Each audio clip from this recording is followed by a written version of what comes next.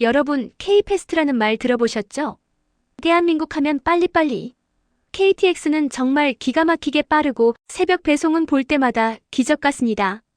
우리는 이 속도에 엄청난 자부심을 느끼고 전 세계도 한국을 K패스트의 나라라고 부릅니다. 그런데 말입니다. 이 빨리빨리를 가지고는 절대 풀 수 없는 숙제가 있었습니다. 바로 에이펙 정상회의였습니다. 21개국 정상, 수천 명의 외신 기자, 빈틈없는 경호와 시스템이 필요한 세계 최정상급 국제행사. 모두가 걱정했습니다.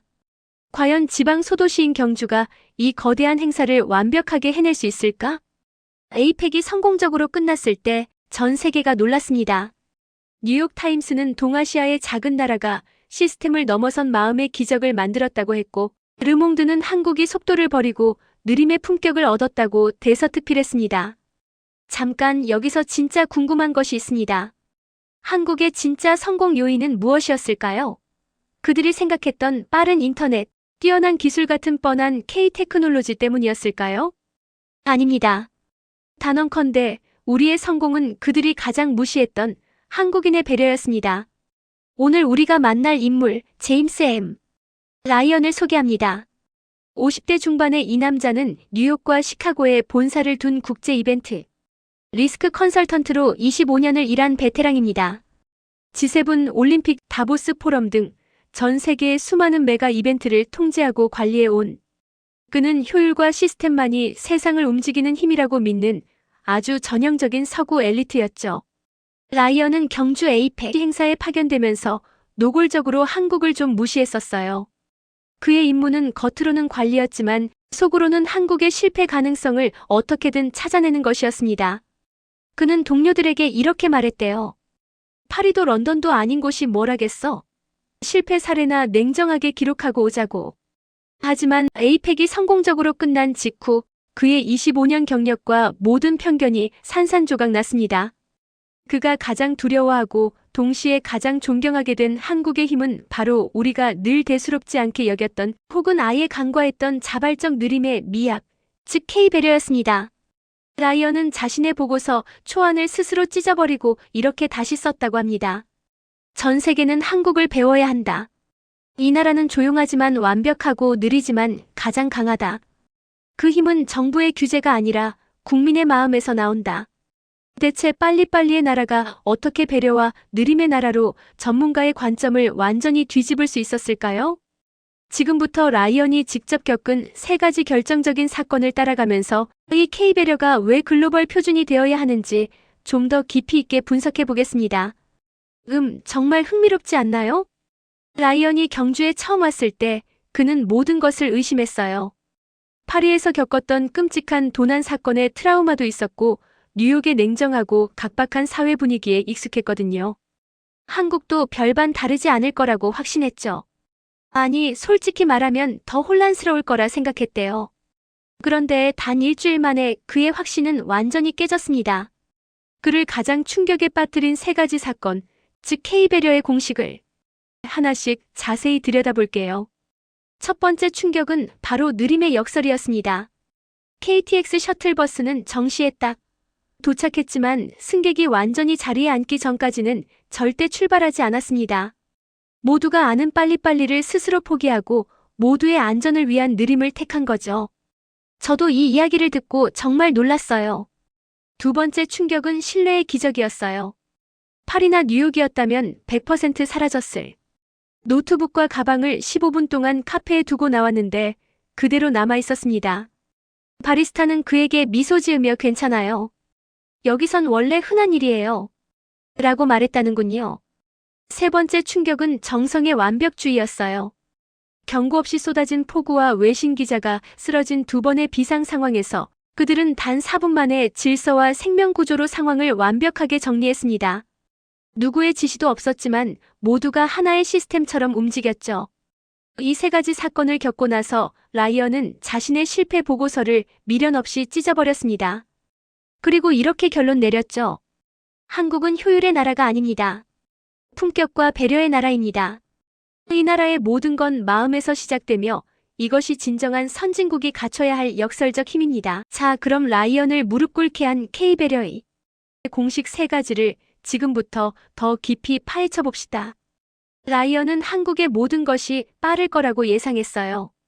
그런데 그에게 첫 번째 충격을 준 건 바로 그 빨리빨리가 멈추는 순간이었습니다. 이게 바로 느림의 역설이에요.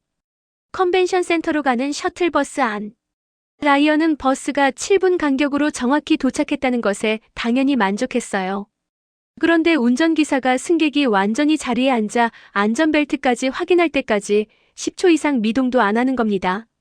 라이언은 속으로 시간 낭비, 비효율적이다 라고 투덜거렸죠. 뉴욕 기사라면 진작 소리치고 출발했을 텐데 하고 말이죠. 하지만 다음 승객인 다리가 불편한 노인이 탔을 때 버스는 노인이 좌석에 완전히 앉아 안심할 때까지 15초 이상을 묵묵히 기다려주었어요. 라이언은 갑자기 얼굴이 확 달아올랐습니다. 내가 순간 뭘 생각한 거지? 싶었대요. 그는 깨달았습니다. 한국의 이 느림은 단순한 비효율이 아니라 개인의 효율을 잠시 멈추고 모두의 안전을 확보하는 아주 이타적인 시스템이라는 것을요. 다음날 거리에서도 똑같았습니다. 신호등 앞에서는 차가 없어도 모두가 기다립니다. 노인이 천천히 걸어가도 뒤따르던 차들은 경적 한 번 울리지 않고 기다려주었죠. 제가 겪어본 바로는 이런 문화는 정말 대단한 거예요. 잠시만 생각해보세요. 서구권에서는 무단횡단이 개인의 자유처럼 여겨지기도 하지만 결국 이는 운전자의 심리적 부담, 사고 위험, 그리고 불필요한 사회적 분쟁을 끊임없이 낳습니다.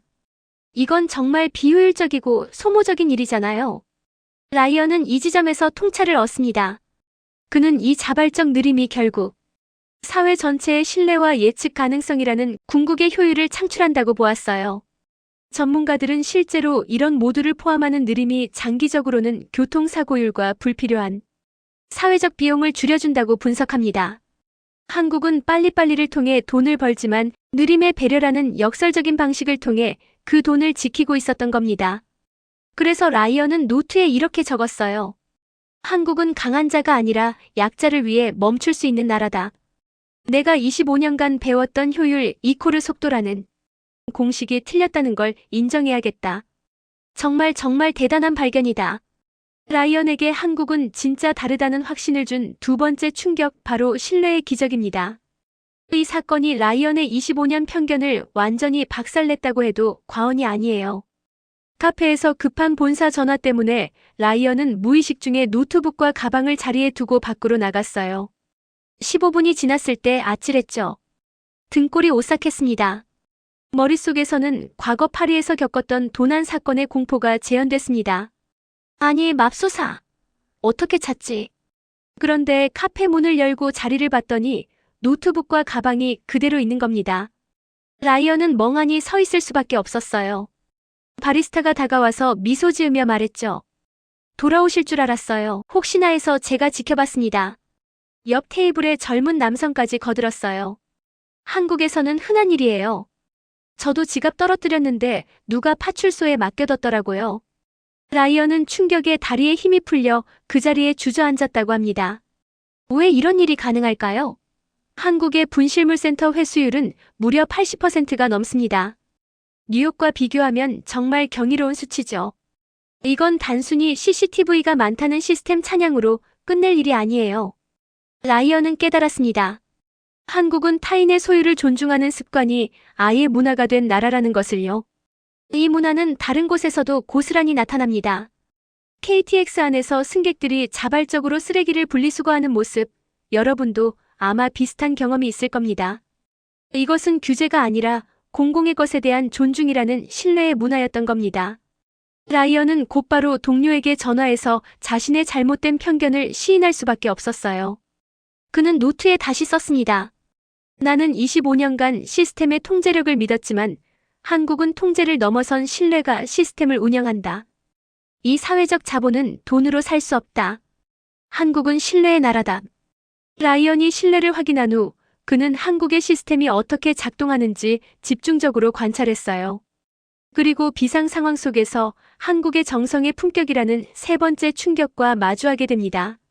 오후 2시 반, 경고 없이 갑자기 소나기가 쏟아졌어요. 광장의 사람들이 잠깐 혼란에 빠졌을 때 자원봉사자들이 마치 수십 번 리허설한 것처럼 일사불란하게 움직였죠. 저도 이런 상황을 겪으면 멘붕이 올 텐데 말입니다. 3분도 채 안 되어 표지판은 비닐로 덮였고 줄은 다시 정렬되었으며 심지어 노인과 임산부를 위한 따뜻한 물과 의자까지 마련되었습니다. 라이언은 놀라움을 금치 못했습니다. 혼란 대신 질서, 소음 대신 침착이 3분 만에 상황을 지배했어요. 그는 이건 훈련이 아니라 몸에 밴 문화야라고 중얼거렸다고 합니다. 그리고 더 중요한 일이 곧바로 벌어졌습니다. 리허설 중 외신 기자가 갑자기 쓰러진 겁니다. 순식간에 근처에 있던 간호학과 학생 봉사자가 달려와서 정확한 회복 자세를 취했습니다. 주변 봉사자들은 구경꾼들을 막고 공간을 확보했어요. 이 모든 과정이 단 4분도 걸리지 않았습니다. 전문 의료팀이 정확히 4분 만에 도착했죠. 라이언은 메모했습니다. 최고의 배려는 생명을 지키는 것이다. 소리치지 않아도 움직이는 이 나라의 시스템은 생명 존중이라는 가장 높은 가치를 내재하고 있다. 25년 경력 동안 이런 유기적인 대처는 정말 처음 봤다고 하니 대단하지 않습니까?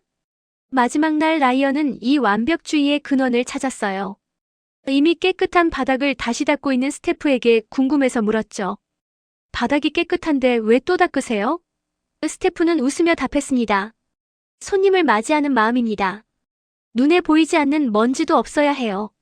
라이언은 깨달았습니다.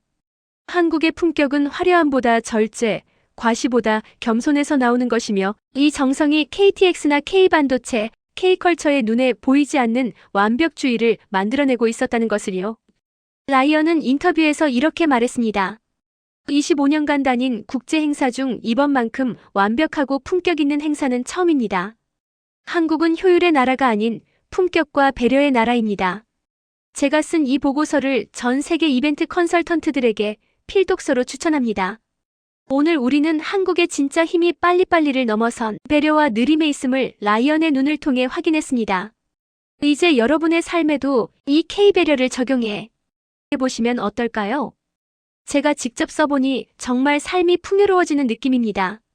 오늘 제시된 느림, 신뢰, 정성 중 여러분이 오늘 하루 가장 먼저 실천할 K배려 항목은 무엇인가요? 댓글로 공유해 주시면 좋겠습니다. 여러분의 작은 행동이 곧 글로벌 표준이 될 것입니다. 그리고 이 영상을 주변의 소중한 사람들과 공유해서 한국의 이 역설적인 힘을 함께 알려주시면 좋겠습니다. 라이언의 여정을 통해 확인된 한국의 진정한 힘, 우리가 꼭 기억해야 할 3가지 핵심입니다. 첫째, 느림의 역설 약자를 위한 잠시의 멈춤이 궁극의 안정과 효율을 만든다. 둘째, 신뢰의 문화 국민 개개인의 습관이 가장 강력한 사회적 자본이 된다. 셋째, 정성의 품격 진심 어린 완벽주의가 화려함보다 강한 품격을 완성한다. 한국은 빨리빨리를 넘어 K배려를 통해 진정한 선진국으로 나아가고 있습니다. 긴 시간 함께 해주셔서 정말 감사드립니다. 여러분의 작은 관심 하나하나가 이 채널을 유지하는 가장 큰 힘이 됩니다. 혹시 이 영상이 좋으셨다면 잊지 마시고 구독과 좋아요로 응원 부탁드립니다. 다음 영상에서도 여러분의 삶을 변화시킬 인사이트를 가지고 돌아오겠습니다.